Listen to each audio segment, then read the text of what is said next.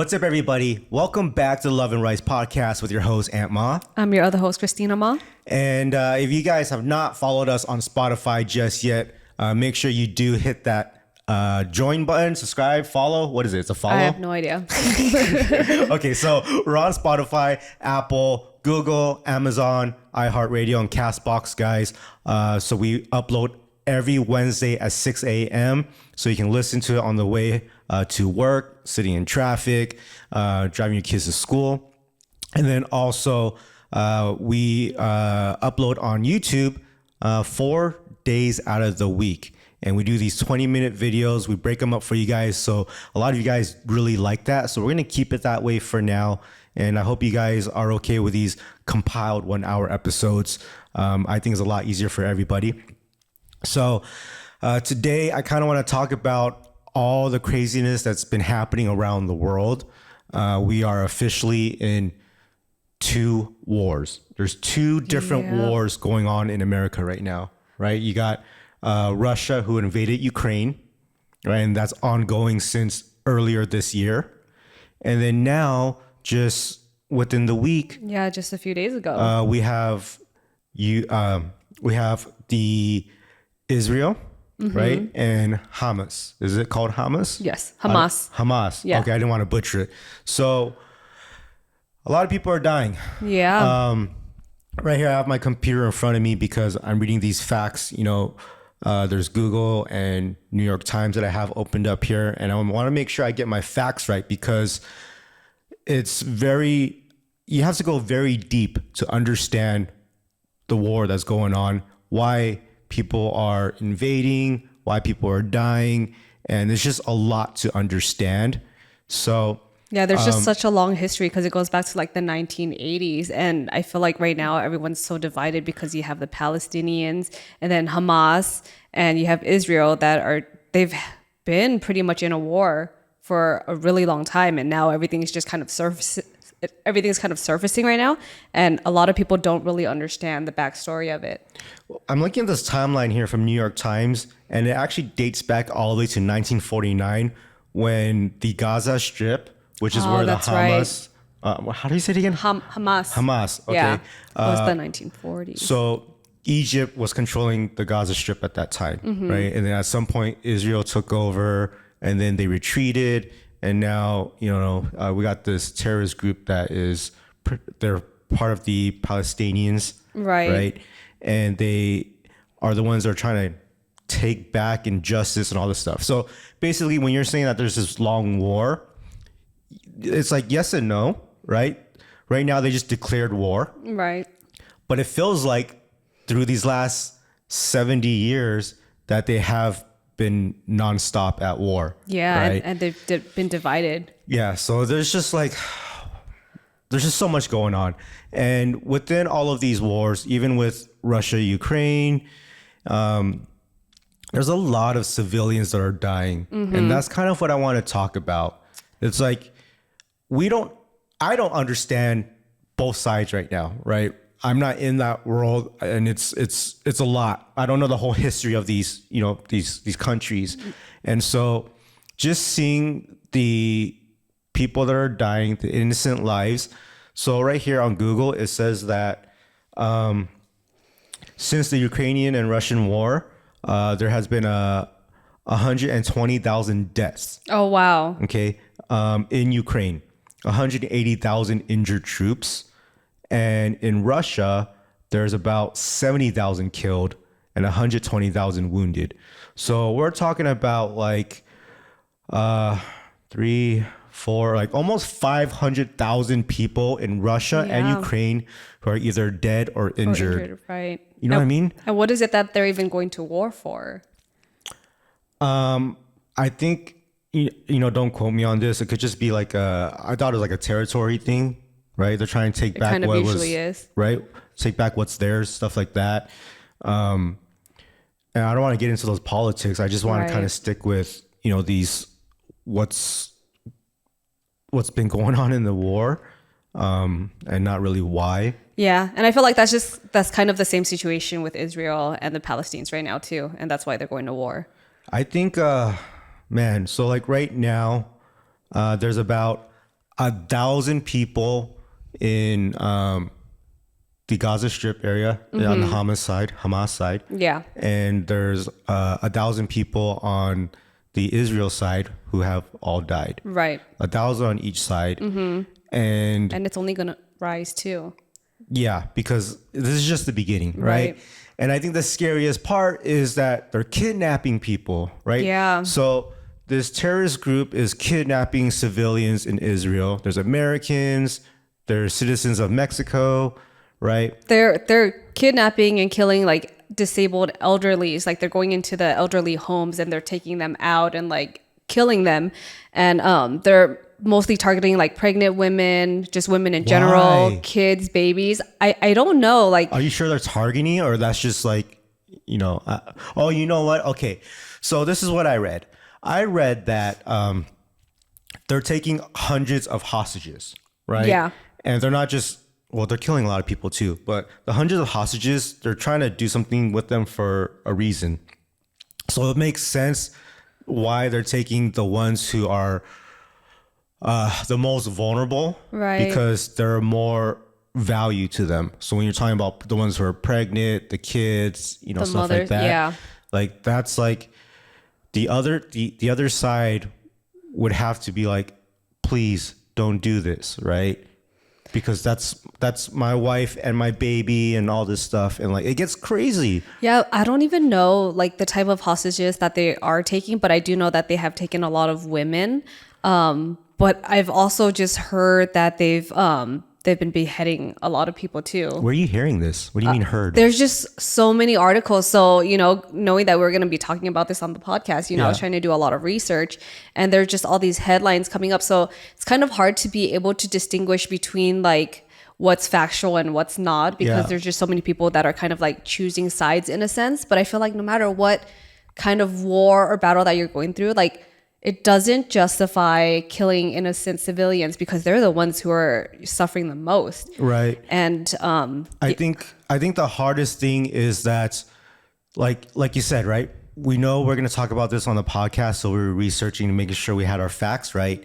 And so this is how easy it is to find articles online, to watch videos on TikTok, Instagram, YouTube. Like everything's out there during war, and this war is like a few days only. yeah, right? and there's a lot of articles and people on social media that are basically sending like a PSA to parents, like, hey, this week, you know, Hamas said that they're gonna start killing hostages if they're gonna start getting bombed from Right. Every time a rocket is launched from Israel, without warning. they're gonna They're gonna what do you kill mean a without hostage. warning? So they're gonna allow them to. I You know don't what I know mean? what they mean with that. It's just That not. makes no sense. It doesn't make sense. It's not a reasonable thing. But you know, there are people just warning parents like, hey, you know, there may be some live videos that are going to be circulating around, because a lot of people watch that stuff. Okay, so no matter if the videos are true or not true, nobody really has any idea what is real when it gets posted. But what we do know is that there's graphic violence and kids are watching. You know, when we're talking about kids who in elementary school who have phones now, you know, your middle schoolers have phones. Of course, your high schoolers do. They're the ones who are famous on TikTok. You know what I mean? And they're watching people get tortured, kidnapped, murdered. And I'm just like, at what point, when our kids get older, our kids are 5 and 3 right now, Right. and they are on social media, right? And so it's like, when do we give our kids control of phones and social media? Because I'm afraid when things like this happen, I don't want them to see it. Yeah, I feel like it would be really hard, because you kind of want to, I don't know at what age yet. We haven't gotten to that point because they're still so young, but eventually I would want to give them phones and give them access to certain electronics, because I want to be able to know where they are. I want to be able to contact them. I want them to be able to reach out to us if anything were to happen, like if there was an emergency that happens, or if something happens at school, right? So what's more worth it to you, for them to know where they are all the time and that they're safe, or like, you know, and then on the other end, you're going to know that they're going to see these murders. You're going to see like mass shootings at schools. They're going to see all kinds of violence. Yeah, so I feel like if that's the case, then it's kind of like having to censor phones that they have. You have to set like parental settings and Do they have that on social media? I believe so. And then they have like child modes and stuff like that. I haven't really looked into it because we haven't had to, but I know that they do have ways of censoring content. You guys, let us know in the comments. Does TikTok and Instagram have that where you don't see the violence if your account is under 18?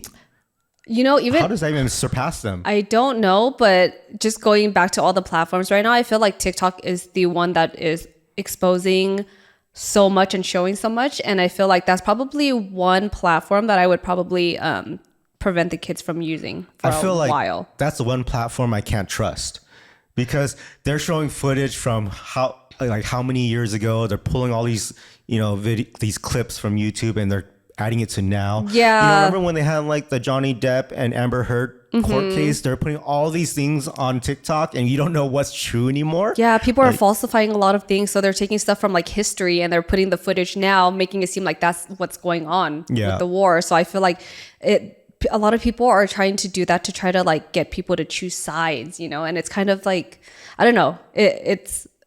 All I know is I just want the kids to avoid TikTok for now. That's TikTok politics. Yeah. I mean, that's where I'm actually hearing a lot of stuff about it too, because when I'm scrolling on it, that's just on my For You page. That's all that I see. So as a mother, right, you're in your 30s and we've never really, besides 9/11, we've never really seen bloodshed like this. Right. And during 9/11, it was like, we only had the news. Yeah, that's true. We didn't really have things going up on YouTube like that yet. We didn't have, it wasn't really going on Facebook. I don't even think we had Facebook at that time, did we? I don't think so. But I feel like the media also shows you what they want you to see. So they kind of filter a lot of stuff out. Right. But now on social media, you actually see dead people on the floor. Right. Blood everywhere. That's TikTok for you. Now I'm trying to say you're 30 years old and you're watching this stuff. What is your reaction to seeing these on social media? So, I mean, for me, like I'm a huge empath, right? So when I was younger and growing up, I feel like when all these crises and emergency situations would happen, I would kind of avoid it in a sense, just because like when I would see these things and like even just watching the news, it would just affect me so much. Like even with all of this happening, I just feel like the sadness and the pain and like every emotion that everyone is going through right now. And even this morning when I woke up, I just like was so grateful to have Leia next to me because I was just like, oh my gosh, this is our children right now. I'm so like fortunate to have them with us and to be able to take them to school. But when it came to having to drop them off and like leaving them for the day, right, I was just so torn because they're not with us. So when they are with us, like we know what they're doing. We know that they're nearby. We know that if anything were to happen, we're there to protect them. But they're at school now and they're with a bunch of other students and, like it's not with us. So I was just so worried. I didn't want to let her go. I just gave her like the biggest hug ever because you just really don't know what's going to happen, Wow. Yeah. So that's what these videos are doing to you. Yeah. So so going back to that, I would always try to avoid it just because I didn't want to go too much into detail because the more I would see all these things, all the bloodshed, all of just the traumatizing stories that would happen, like it would just affect me so much. Like every day since this has happened, like I'm just constantly thinking about it. And especially because it's affecting women. I'm seeing women that are getting raped, and getting killed. And how what do you mean? Where are you seeing them? And like, it's on TikTok, like. But what do you see? So there was this one clip. It's probably taken down now, but it was circulating around for like a day, and I just happened to come across it. And it was basically just showing women that were being taken as hostages, and then you see all these like bodies on the floor. Like there's just so many casualties, right? And then you see women being taken; their hands are bounded behind their backs, and then you just see blood all over their pants. And if I saw that, I wouldn't have understood. I would have been like, okay, maybe they were sitting in a pool of blood next to someone. But then, there's people who are narrating what's going on. And they're basically saying that these women are getting raped so much that they're bleeding. because they're constantly getting raped. So it's like one person after the other, you know, and it's just crazy just to think about that stuff, because that's something that we have to worry about nowadays and that we're afraid of. But to actually see that people are going through this, and like after they're getting raped, who knows what's happening to them? They're probably getting killed. So Wow. Okay. This is a lot, and this kind of brings me to, I want to talk about next about like what would happen if we were at war and this happened to us. Okay. But before we get to that, all the stuff that's going on, guys, I hope you guys are reading up on it. You're aware of the situations. You understand it, because I know it's a lot. And it's just very, very sad to see. Praying for all the civilians and all the innocent lives that are stuck in between this war in all the countries and the two wars that's going on. It's mind blowing that this is happening in 2023, and I just hope, you know. I just feel like with a situation like this, like there's even protesters that are in New York, and they're celebrating all of the deaths and everything too, because they're like, oh, free Palestine. And I'm not trying to get into politics, but I'm just like, why is something so crazy and all these innocent lives, children especially, and babies, you know, they're all losing their lives, but people are fighting a different kind of fight. Like they're just trying to justify all of those deaths, and I just don't understand. Like I just feel like we should all be coming together. Yeah, it's wild. Yeah. I would say that, you know, I think when the Russia-Ukrainian war just started, I started thinking about, okay, what can I do to help? And so I went to Red Cross and I tried to donate blood and stuff like that. Right. So I think that's one thing that we can do here in America, is at least we can try and provide food, supplies, and blood, and anything else that they need. Next, I want to talk about, what if the war happened here? What happens if we went to war? Are we ready for it as civilians?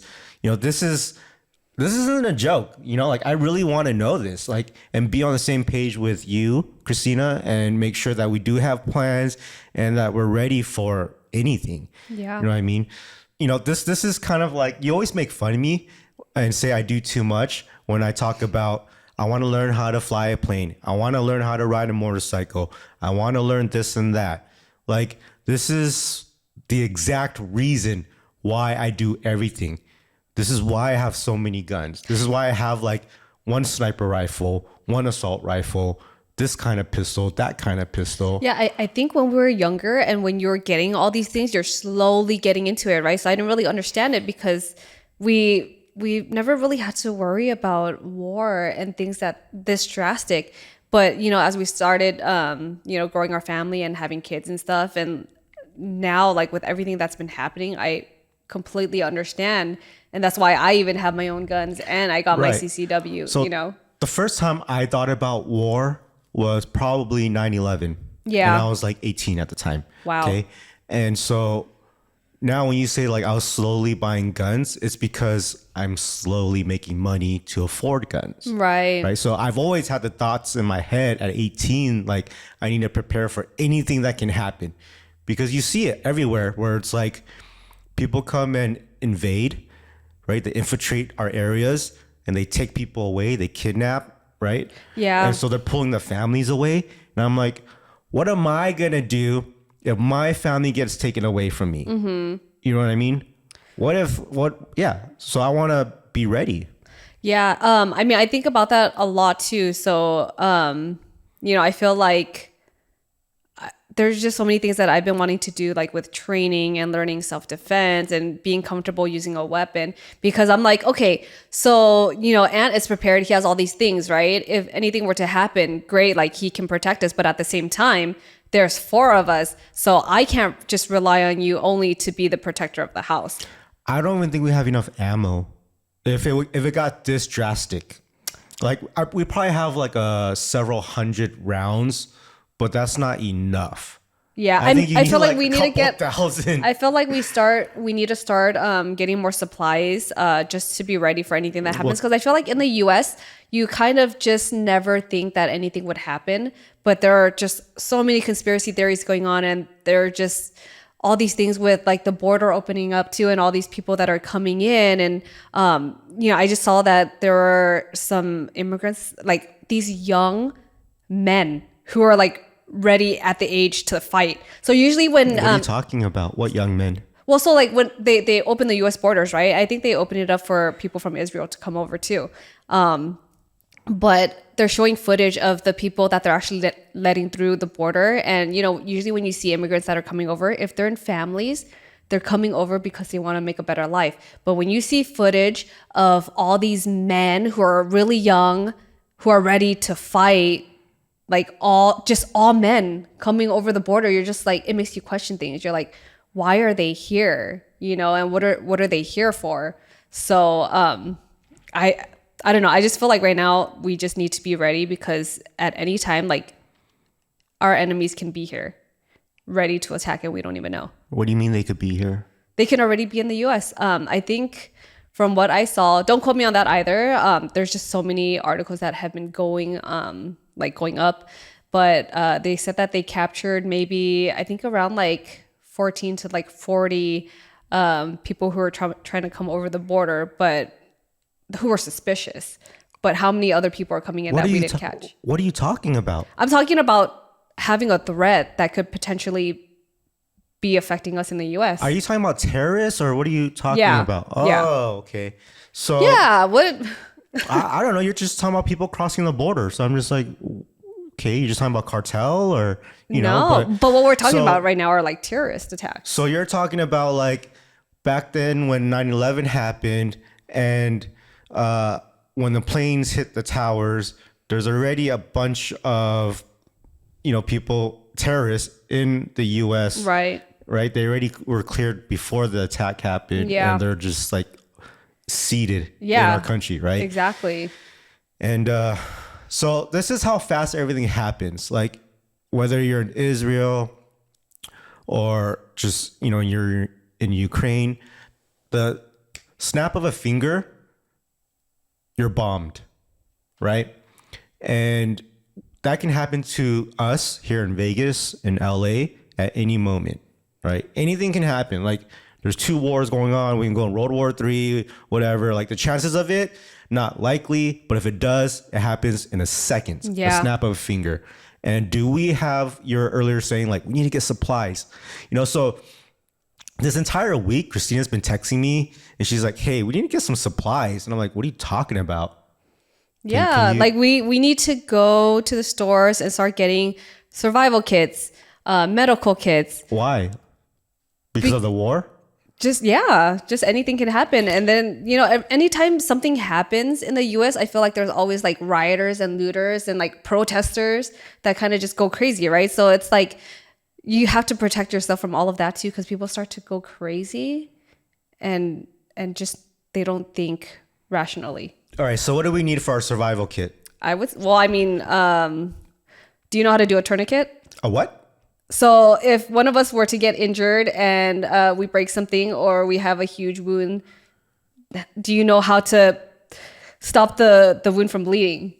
You just wrap something and cut off circulation, right? That's what a tourniquet is for. So when I was trying to look up survival kits, that's just common sense. Yeah, but then you have to be able to apply enough pressure, because it's like, maybe you might have a belt that we can use, right? But then we would need supplies to sanitize any cuts and wounds, right? So we don't get an infection or lose we got bottles of. Does alcohol work? We got some like whiskeys and we got vodkas. I don't drink vodka. Does that work? That might work. Like worst case scenario, that would probably be our best Right? bet. Yeah, and it's like having. What about jumping into a pool of chlorine? I don't know how that would work, honestly. And if Wouldn't you have chlorine kill it? I don't know. And if you're bleeding a lot, I feel like jumping into a pool with a bunch of water is just gonna make you bleed even more. Yeah, but clean it first. So we're talking about like cleaning it, right? So But you're putting yourself at risk for something else too. Because even though there's chlorine in there, there's probably bacteria in there too that can go into your wound. But yeah, I mean, there's just so many things to think about. And then like having maybe like an emergency tent or emergency food supply, water supplies, like those life straws. What is emergency food supply? So they have these Is it like the bagged food that you're talking about? yeah, because those can last for a really long time. How long do they last for? Like that's like you're talking about like the military packs. Yeah. How much are they? I don't remember, but it's pretty reasonable. Pretty reasonable. I forgot how much it was, but So I saw in our food pantry, there's Yeah. a new box of corned beef hash. Yeah. It's like 6 cans of corned beef hash. Is that because you're getting ready for that survival kit, or this is before? no, this was before everything that happened. Oh, okay. Or even all of the like having canned tuna, like canned food, like canned tuna lasts for a really long time. It can last for a few years. Like just even having that stuff ready, or like beans. When you have canned food, so I see in a lot of these like earthquake movies and Yeah. end of the End of world the world stuff, movies yeah. where they're like eating these, the canned food stuff, Mm-hmm. but it's like one, there's nothing to open the cans with. I'm trying to think of being realistic. That's why here. you get a survival kit that has all of those things. And then two, how do you cook it if you want to cook it? You know what I mean? Like, do you have the cooking stuff ready? Right. The stuff to heat it up with, like your pot pans, things like that. So everyone always has a bag full of the packaged food, right? And then they have like the tools or whatever, like Swiss Right. Army knife type things, right? Right. Multi-tools. And like with a flashlight, I want to get the other bag. What's the other one bag? that's like, okay, after, I don't know, like once we're a little more settled and comfortable, there's another bag that makes life easier to get back on track, which is, the pots and pans. What else is there? You know what? I don't know. Yeah, You know I what think I think that's why people get the food, because it's easier to carry. You don't have to worry about trying to cook it or warm it up or having like why can't we- utensils and pots and But why pans. can't we invent like a little square that looks like a little napkin and is made of metal, and you can open it up and now it's a pan? I mean, that's something you could probably try to invent, That's pretty cool. Yeah, or even having like a portable gas stove, right? Just to have, I mean, I don't know, is it practical enough to have? I think we should set it aside. I feel like we do have one, right? Yeah, we need like half tanks of gas. Yeah. Because the big ones are too big to carry. Yeah. And then say if we don't have pots and pans, like you can put your canned food on it. Like say if you have like a can of beans or something, you could just warm it up on there directly. You know what I mean? Yeah. Yeah. So So it's like, who cares about chemicals at that point, right? yeah. I mean, you're just trying to survive now. Yeah. So yeah, and then even in the survival kits, it's just like having all the tools, right? So they have what are those called? Like the Swiss Army knives, right? And then it has A multi-tool. yeah, it's like having that where you can have like a bottle opener or a can opener. Or That's what we should have on our keychains every day. yeah, that's true. Because here's the thing, you can be so prepared and have all this emergency stuff, right? And then all of a sudden your house gets bombed, it's cut in half, and the bomb hit directly on all those things. Okay? Yeah. Now what? Well, so there's an article that I was looking up last night, and it was and it really sucks that I have to like even look this up, but I basically just Googled like, how do you prepare for war as a civilian? And going back to what you're saying, one of the suggestions were to like have a safe room. And that's something I always think about, but I just know it's something that costs a lot of money. But it's like having a basement that you can easily access, or having an attic, like you're saying too. Just having that room where you can hide in case if anything were to happen, and where they wouldn't be able to find you. I think so what's your definition of safe room? Is it you just hiding and hoping the intruders go away? I would say yes, but then also with a safe room, it's Now I guess it's always best to avoid conflict. 'Cause Right. I'm always like, I want to catch them. So I want to go into a room and then have my like rifle ready, and when they come open the door, bam, bam, bam, bam, bam. Yeah. But then it's so loud that now people who are like infiltrating the other homes next door, they're gonna come over. Exactly. And yeah, it's game over. Yeah, you're putting yourself at risk, and you don't know who's coming through that door. So this is why I said, so here in Nevada, guys, not only can you buy some pretty cool weapons, but you can also buy silencers for your guns. And I always figured, why in the hell do civilians need silencers on their pistols and their assault rifles? That's ridiculous. That's for the movies. And now I'm thinking about like, damn, that would be perfect for these situations. And you've been talking about it for a long time too. And I'm like, when are you ever going to need to use a silencer? And now I kind of understand. Right. So when you're thinking about like, we need a survival kit, well, we also need the silencer. We also need these other weapons and all things. Or even thinking about having to get like a bulletproof vest, just. I have one.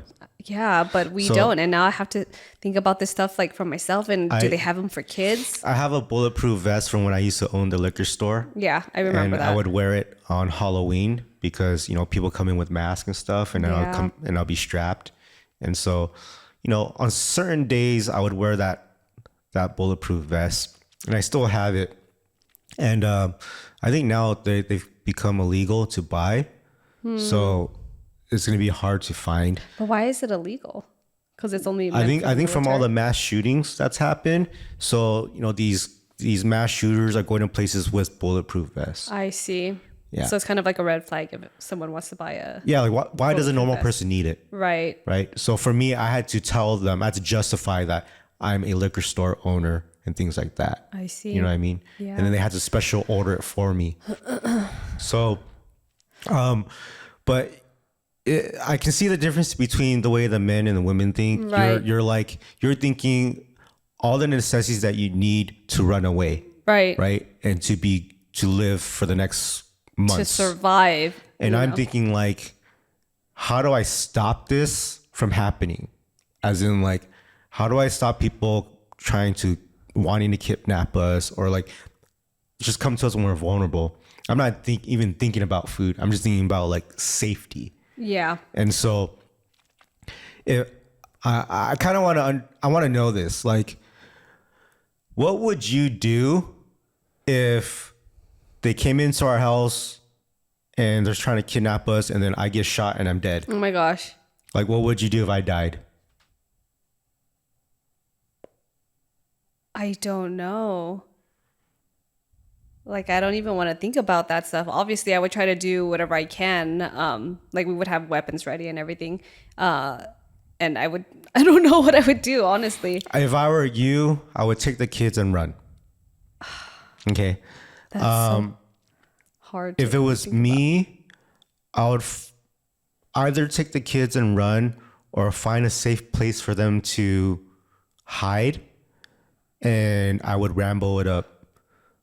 I was thinking about that too, because I'm that guy that's like, if something were to happen to you or my parents, I would go out there and find the people who did it and just bang, bang, bang, Yeah, but then at the same time, because I was literally just thinking about that last night. I was like, okay, so if anything were to happen to you and it's just me and the kids left, like, how would I get them and try to run away and hide? Yeah. But at the same time, I'm like, should I just hide the kids and like get these people away from them? Yeah, for now. And then the next day I'll come back and start hunting them. But if something happens to both of us, then they'll be alive and they'll survive, right? But who's going to take care of them? Somebody might. I don't know. Or they might be stuck in there waiting for how long and starve to death because Leia's pretty smart. She'll probably leave in like 10 minutes because she's like, where is everybody? No, I don't know. But, we're talking about like in situations of war when enforcement is not here to help us, right? Where police does not matter. And like, we have to survive for ourselves, right? Where police are now civilians, right? So, obviously if we're talking about like different scenarios of like not war and something were happening to us, we'll let justice do its thing. But when there's no rules, I'm going out. Yeah. I think one of the more reasonable advice that we can give to people right now is just to... Yeah, this is just my personal thing. I'm not giving no advice right now. Well, I mean... This is just how I feel. And like if this is what matters in my life... situation.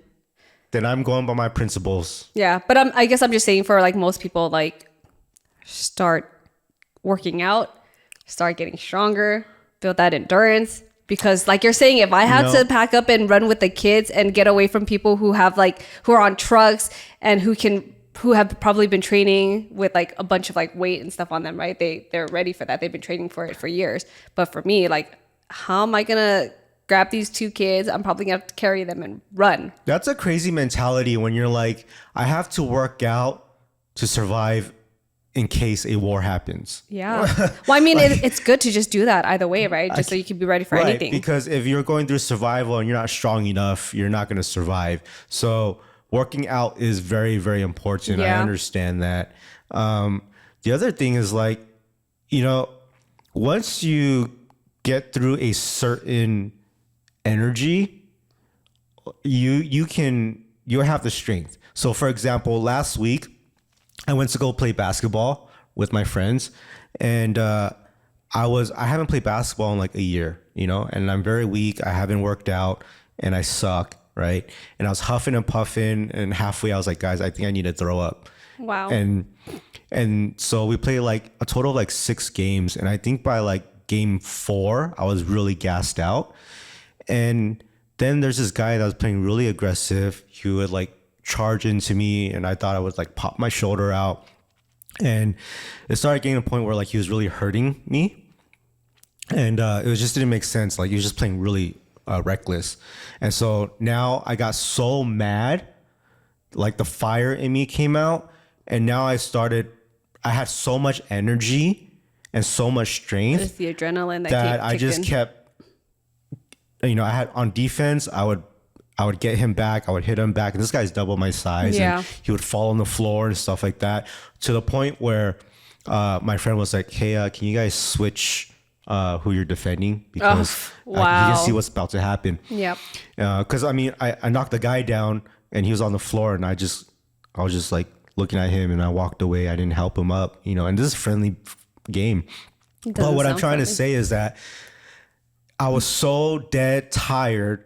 But the moment someone fucked with me, I had enough energy to do what I wanted. Like it was like muscle memory, That's what it is. So that's why they suggest like start working out and strength training, endurance training, because everything is muscle memory. So if you have to do something or run away or defend yourself or attack someone, it's going to be muscle memory. It's just going to happen. So if I haven't played ball in like 3 years and I haven't worked out in like 3 years, when I needed my strength, I had it. Yeah, but imagine how much more strength and durability that you would have. Right now, I'm all sore and tired. Yeah, that's what I'm saying now. It's been like 4 days since basketball. Yeah, so now we have more of a motive now to get stronger. Because you're on your own when you're playing basketball. It was just you and that guy. But if someone is attacking us or someone's invading our house, we have a whole family to take care of. Imagine holding Leia Enzo in my arms, and I'm like kicking this guy down and running away. That's what I'm saying. We would both have to hold our kids and have our weapons ready. You know what I mean? I think instead of using all of your energy, we need to look for things that would make it more convenient for us to run away, such as, not baby carriers, but child carriers. Or just we just don't sell the strollers that you guys have. Maybe just keep the strollers so the kids can have that. Maybe. I don't know. I mean, we have a wagon. This is why I like, like electric scooters and things like that. Yeah. Or like, I don't know. So I think that's why people find a place where they can hide first until things calm down, and they hope that the people don't find them, and then they leave. And then that's when you have your backup plan, and then you have your bikes or whatever to try to run away. We also need the kids to be ready. Exactly. So I've been waiting to get Leia a bicycle and teach her how to ride a bike. But I'm like, you got to be good. You have to earn it and stuff. And now I'm just like, damn, she's got to survive. We need to teach her tomorrow how to ride a bike, so we can, instead of us carrying the kids and running away, like, get on your bike now. Let's go. Yeah, that's crazy. These are all thoughts that have been constantly running in my mind. And I'm like, okay, Leia's laying in our bed and I'm staring at her in the middle of the night. I'm like, how do I start preparing this girl to defend herself if anything were to happen to us? I'm like, what can I start with? She's too young to use a gun. Well, she knows jiu-jitsu. yeah, she knows jujitsu, but I'm like, okay, what kind of weapon can I give her where she won't end up hurting herself? I'm like, can I teach her to use a knife yet? And all these things. And she's only 5. I don't think. Yeah, she can use a knife. Yeah, She but can. just even having these thoughts, but I feel like we have to start teaching them now to start defending themselves. I think a lot of this also more. came up was because Leia brings homework home, and her homework says like, if there's a fire, what is the plan for your family? And she has to write out the plan. Yeah. What is your parents' phone numbers and address, and like, so they're doing all these emergency things for the kids. You know? So if anything happens, they have a way of finding us. Do you remember the other week when the entire nation had an Amber Alert? Yes. This was right before the war happened. It was like days before it happened. Is that weird? I mean, I feel like there was a purpose of that happening. That's very weird, and it's just so convenient that we had this Amber Alert right before this invasion. And I think it happened in other countries too. I don't think it was just the US. That's so weird. Yep. All right, guys. I hope you enjoyed this episode, and you guys are now motivated to go out there and get survival kits in case anything happens to us in the US, Canada, Australia, where you guys are, anywhere. Just be ready for anything. Get yourself some generators, just whatever you can. Learn some more life skills. Next, I want to talk about how I almost joined the military and how that is probably the biggest regret in my life. How long ago was this? I was 17. Oh, wow. So I was a senior in high school, and my friend was joining the Air Force. My closest friend at the time that I talked to every day at school. And then he's like, let's join the Air Force. And I was thinking, do I want to join the Air Force? Do I want to join, the military? I mean, the Army, the Marines, the Navy. And so I was like, well, I hear about the Air Force. You're not going to, when you hear about like training and stuff, it gets so drastic, right? Like you're running miles and miles, and like people are dying during training and stuff. And for me, I'm like, I can't run that long, I feel like you could with all the basketball you've been doing. Well, I never tried. Well, long distance and short distance is different. But you're constantly running when you're on the court. So I feel like you might not notice just how much you are actually running, even though it doesn't feel like long distance. That's true. It might be like 4 miles by the end of the day. Yep. But so I signed up for, I was going to the offices. Yeah. The recruitment offices and things like that with my friend. And I decided to join the Air Force. Did they come to your school too to try to recruit you guys, or was it something that you guys just actively did? I think it was something we actively did. Okay. Yeah. And what made you decide that you wanted to pick the Air Force out of all? It was not as strenuous. Okay. So, that's like, what I've heard too. You only do like 40 push-ups a day. Compared to the Marines where it's like, like 500 in like in a short amount of time, stuff like that, but it was just like, it was less physical. There's more technical skills, right? Yes. So my friend, here's what happened. So when you sign up for the military, you also have to pick a job. Oh, okay. When you pick a job, it's like, what do you want to do, right? You can be in infantry, which is the people on the ground, first ones to start firing. In combat, right? Then there's people who do like, there's doctors, right? Nurses. Yeah, there's medical staff, there's administration. And then there's people who like, they're on the computers, they fix computers, there's IT. Right? And so I didn't know what I wanted to do yet, but I know that I liked fighting. So it might have been more of like in combat. Okay. Oh, wow. Okay. But I think for the Air Force, you don't really have that. It's more of like you can fly a plane. Right. So my friend, what he did was he decided to pick the job that would give him the biggest bonuses. Because certain things are so dangerous that they'll give you a bonus. There's more incentive. Every year. And so his was... I don't know what the exact title of the job was called, but it was to defuse bombs. Oh. Wow. So he picked defusing bombs, and I'm like, bro. Wow. All I could think about was like Air Force One, the movie with Harrison Ford, where you have to go on one plane and somehow sneak your way onto another plane midair and try and defuse the bomb. That's so crazy. You know what I mean? I'm like, I don't know if I can do that, dude. If I just cut the wrong wire, I'm gone. Exactly. You know, but he's dealing with that. He knows what he wants to do. And then for me, I'm like, I don't know what I want to do yet. And then in a matter of a week, 9/11 happened. Oh, wow. We come to school, every classroom, the news is on, everyone's watching this. And now I'm just, even before 9/11 happened, my parents were like, I don't want you to go to the military. Yeah.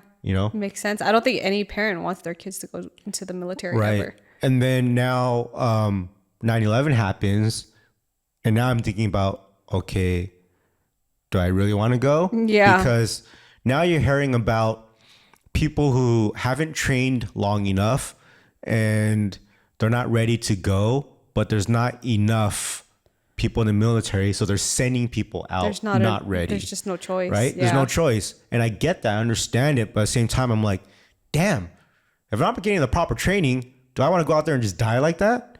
I want to get the proper training first. Right. You know what I mean? So knowing that people are just getting deployed left and right because of 9/11, I was like, you know what? Maybe this is not a good time for me to go. Yeah. It doesn't and then there's other people who are like, let's go.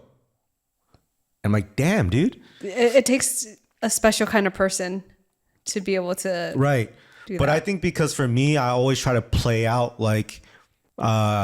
everything to see what happens if we didn't get the training, things like that. But these other people, they're like, they think that everything will be fine. It's America. What could go wrong? But I'm just like, bro, anything can go wrong. You don't know what's going to happen once we get out to training or once we get out there. You know what I mean? You're watching movies and there are amateurs who are so scared and they're the first ones dying in the movie. Right. That could be us without the proper training. So I actually, after kind of thinking about all that, and then my family's in my ear about not going because of 9/11. And I was like, and then I'm also a couple months away from being 18. So I have a lot of things playing in my head and I opted out. So how far in the process did you get then? Did you fill out paperwork and you're getting ready to enlist or? I did fill out some paperwork, but that was about it. Okay. I just stopped contact. What about your friend? He went. Oh. And he continued to be in some IED bomb type department. Wow. And so I haven't really talked to him. I've talked to him once since high school, and it was just like, hey, what's up? And that was it. I didn't talk to him about the military. And what it sounds like is he went in, did his training, and he got out. How do you get out though? I mean, you sign up for X amount of years that you want to do. Mm-hmm. Some people do 10 years to get. So it's I think X amount of years, you get X amount of benefits. I see. So some people want to go all the way to get full benefits, and this is why I say this is my biggest regret because, well, one, I just thought that if I joined the military, now that I'm, almost 40, right? I'm in my late 30s and I'm thinking, what could I have done with my life? And I feel like if I was in the Marines or the Army, I probably would have reached my max potential. And so I didn't get to do that. So that's one of my biggest regrets. And then the other regret I have for not joining the military is because me working so hard in my life financially. If I just served I don't even know how many years it is anymore, 2 or 4 years, and cross fingers I never got deployed, I would have had a very good benefits. Yeah, you would have been set for life. Right? House loans, anything that we need to do, just insurance, expensive, right? Yeah. Mm-hmm. So that's why I'm like, damn, dude, this is definitely a huge regret that I had. And do you remember I think this was 2015, when we got our first house. Yeah. And this is when I sold the liquor store. And I was thinking, what I want to do. So I took a year break when I sold the business. Right. And before I joined JK and started doing all this video stuff. Remember, I said, should I be a reserve for the Marines? I kind of vaguely remember. Because I wanted the benefits. Right. Right. So for not working for a year and then having to like run three businesses prior to that, I was like, I'm so tired. This is such a rough life that I was like, well, right now I'm like 32 years old or something. If I join the military now, I'll probably get my ass beat. Like I'll be the oldest one there. I'll be tired. Everyone's talking shit to me, all that stuff, right? 30-year-old rookie. Yeah. And so I was like, well, what if I join the reserves? So you go there once a month to go train at the base and whatnot.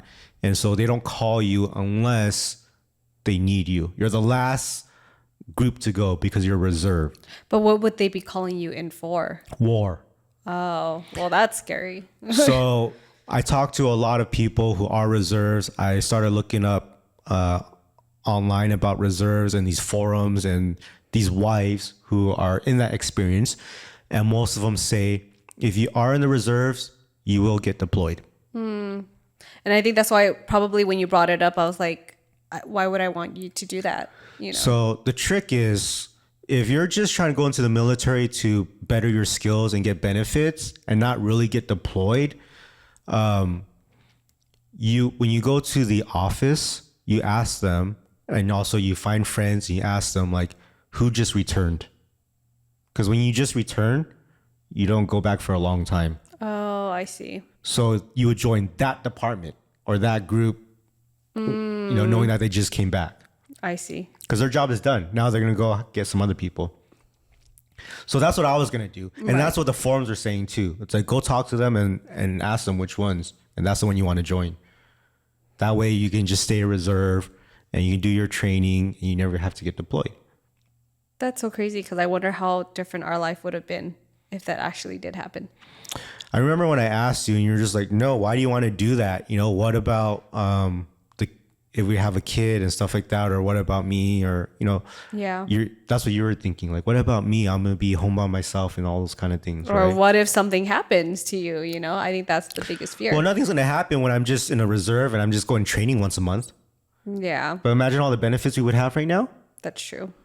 Who cares about an 8% interest rate right now? We got a veteran loan. Yeah. You know what I'm saying? So it's like, there's so many factors where I'm just like, man, I wish I went into the military.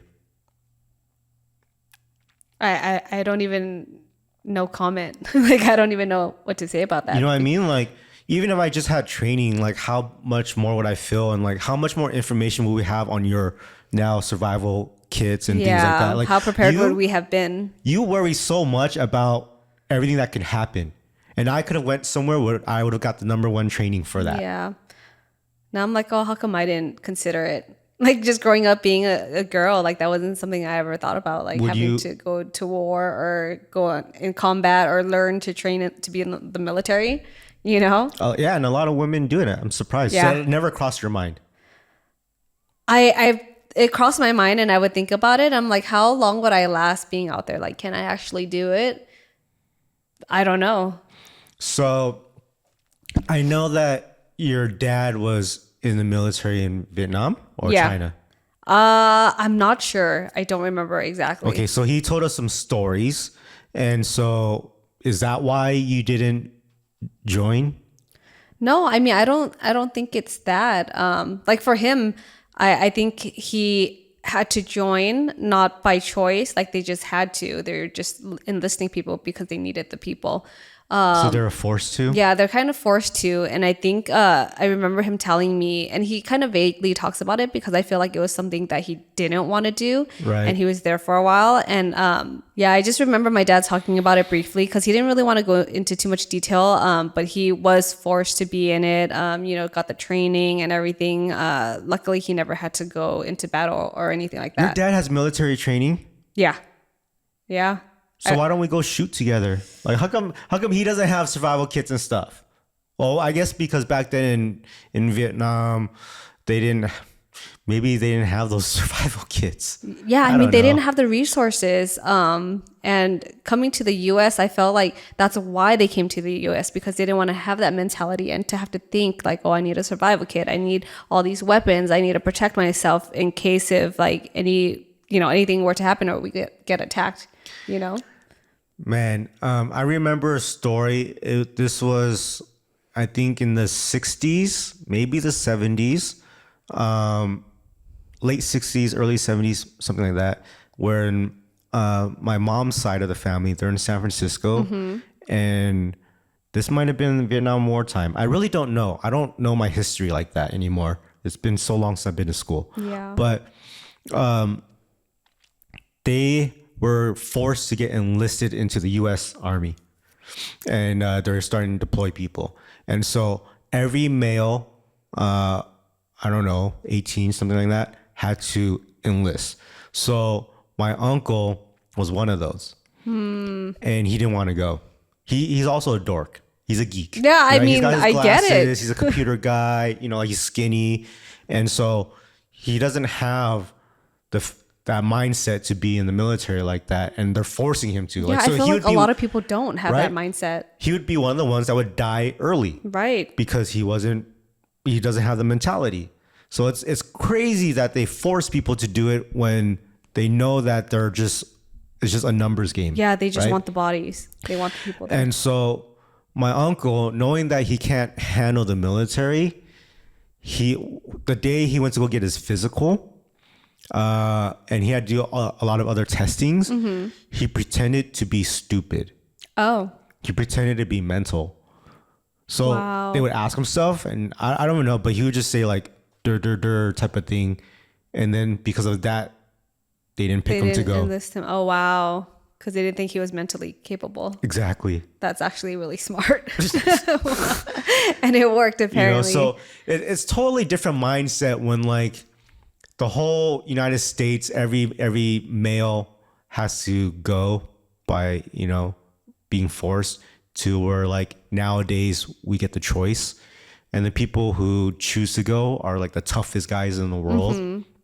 And I just well, I mean, with everything that happens now, even though you're saying that you regret it, like just knowing the possibilities of us being in a war, in like World War III, right? Would you still want to enlist at this current moment if you had a choice? I really don't know. Like the point of me joining the military is for selfish reasons. It's for me to learn the skills so I can take care of my own family. Yeah. So I have the connections to take care of my own family, right? So it's like if we had to flee to another country, I can call my sergeant best friend and be like, yo, where can we meet for the evacuation site? Yeah, and go on to this military plane with me and my kids and my wife. I feel like that's why a lot of people do go into the military, for the benefits and to have those connections and stuff too. Like, yes, it's to serve the country, but also, these are supposed to be the perks and the benefits of you joining in the first place. Yeah, like, so obviously number one is serve the country, right? That's number one. Number two is, stopping bad guys in Right. other countries, right? Which is like terrorist groups who are attacking civilians, right? Stopping that. Number three is selfishly using the benefits for yourself, right? I don't think that's being selfish at all, though. Yeah, I don't know, but it's I think I would have loved that more than joining the police. Yeah. Law enforcement. Remember? So I signed up for military. I signed up to be a cop, and I did none of those. But knowing that I have the mindset of wanting to do combat, like, I think I don't even know what to think right now. Yeah, honestly. I think being a cop is completely different from.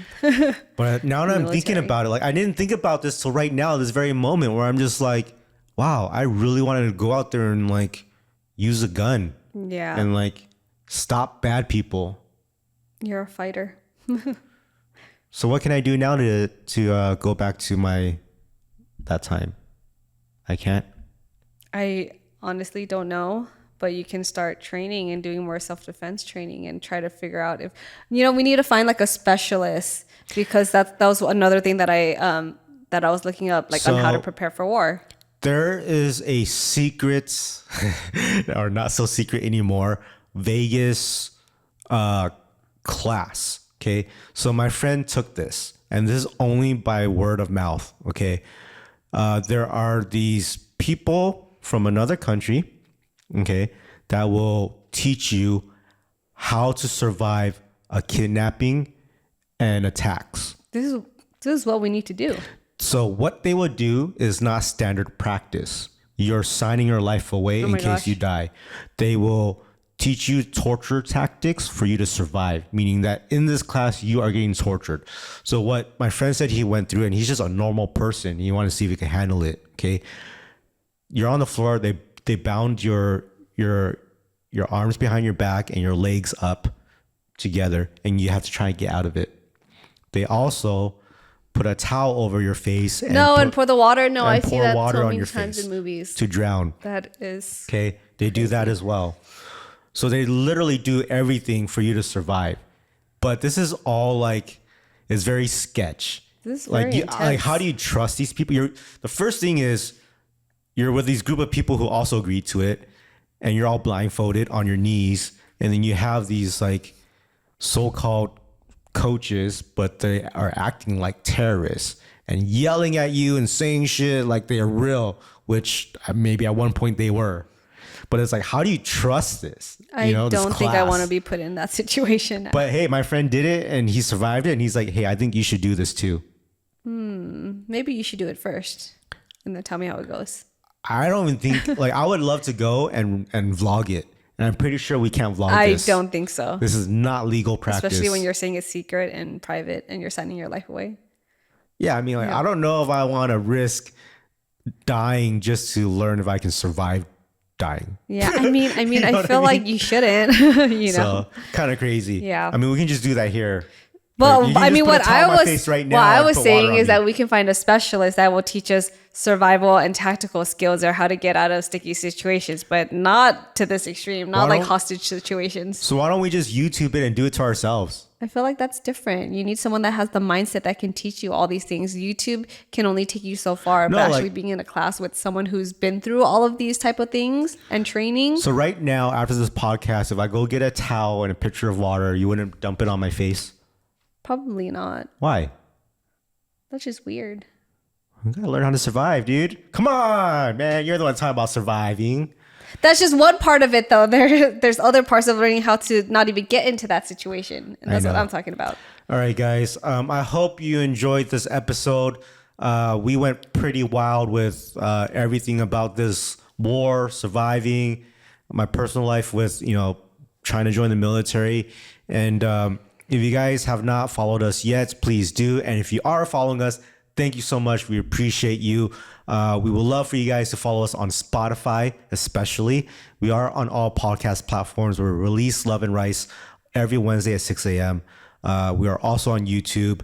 We also do vlogs on our YouTube every Tuesday. So we get both podcasts and vlogs. So make sure you guys subscribe and you just constantly watch our channels because we're constantly putting out new content for you. Yeah. And we also have these podcasts because we like to have this kind of feel like an open forum, right? So we do read comments and we want to hear about your experiences, what you think of the podcast. And we kind of just want to have that conversation with you guys. Also, let me know if what we talked about today and the way my mindset, is this normal talk or am I a rare breed? You know what I mean? I don't think normal people think like me. Yeah, I'm not sure. You're special. All right. You're special. There we go. So I guess that's why we always film stuff. All right, guys. Till next time, we love you and we'll see you on the Love and Rice podcast.